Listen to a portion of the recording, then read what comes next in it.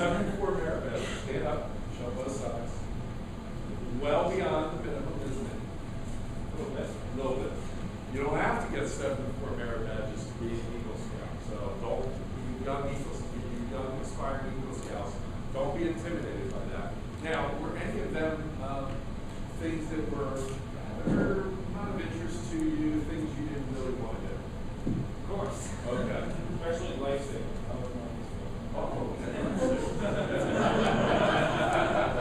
we're going to call those things, those merit badges that you earned that were a little bit displeasurable, we're going to call them today, give them another name, let's see, how about we'll call them carrots, okay?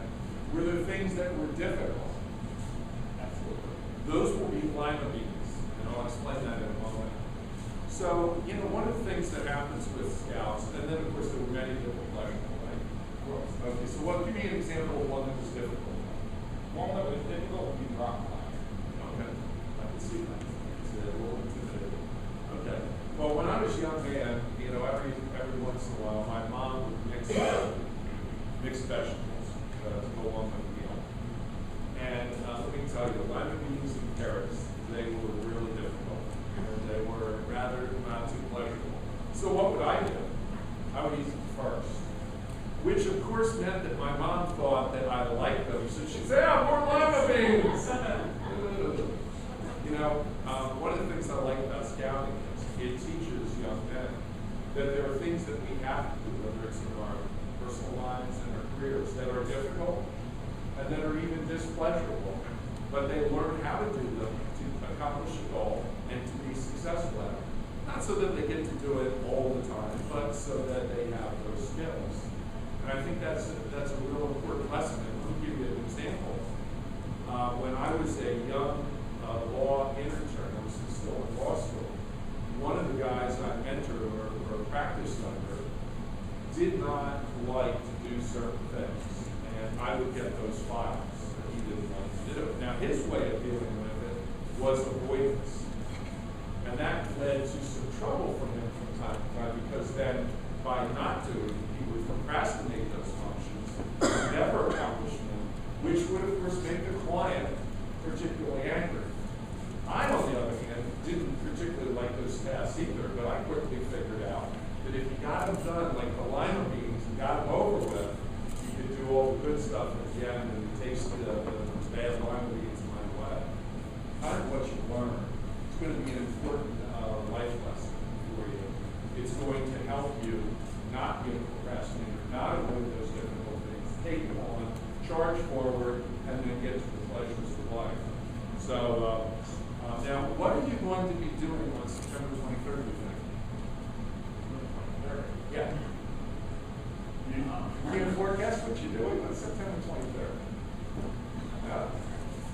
I'm trying to guess my mom, and she has no idea. Well, I know what I'm going to be doing. It's a Monday, and we're going to be in session, and I'm going to have the pleasure of standing up in front of the entire House of Representatives and starting off a speech with the words, "Mr. Speaker, it is my privilege to bring to the attention of the Speaker and the members of the House of Representatives the name of Theo Caputi, who has recently been awarded Scout's highest honor, Eagle Scout." And then your name will be in the Legislative Journal, which is the official record of what transpires on the House floor.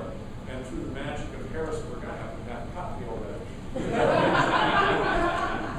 It's got your name in it, and it's going to be in that record forever, along with many, many other distinguished people who have obtained the rank of Eagle Scout. But make no mistake, it's a very, very small percentage of those that enter Scouting that ever make it to Eagle Scouts. So you're to be congratulated.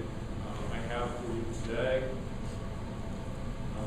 the House citation, which is signed by the Speaker of the House and myself, and it has a picture of where I'll be standing. Let's see if you can see it. Right about here. If you can see that little dot will be me, and the gallery will be full, and everybody will stand up and clap and move and they really, the House really gets behind Eagle Scouts, and we're very, very proud of them. I also, before I sit down, want to congratulate, obviously, parents, all your good work. The leaders in today's day and age, let me tell you, if you don't already know, being a mentor, being an example for our young men is extremely important and much appreciated. We need more, not less. In the end, as a parent, I have a son who's 16. What do I want for my son? What do you want for your sons, your daughters? We want children who are find the talents that they have, find those gifts that they've been given, and use them. You want them to be happy, and I think equally important, you want them to be men of character. We need more men of character, like scout leaders, like coaches, like teachers, men of character that can influence our children and take care of our next generation. So thank you for what you do. Thank you for being one of those men of character. You have crossed over, if you don't know that already, just holding yourself out for public office. I know personally how much of a challenge that is. I know how much criticism you can take for having strong convictions. You know what? Don't change. Don't back in. Keep to the truth that you believe. Be confident in speaking it, and you will continue to impress our community as a great young man as you become. Congratulations.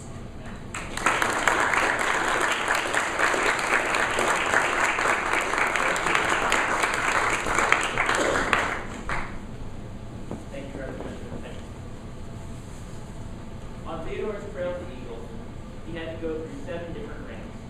A few scouts have volunteered to explain what those ranks meant to Theodore. Scouts participating in the active scouting part of the ceremony. Please come up. These scouts are Joel Herring, Jay Nelson,